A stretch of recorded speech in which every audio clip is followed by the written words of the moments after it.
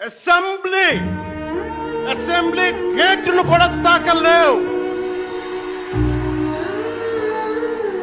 అని మనల్ని ఛాలెంజ్ చేసి సరిచిన ఆ తొడల్ని బద్దలు కొట్టాం. ఏం చేశాం? బద్దలు కొట్టాం.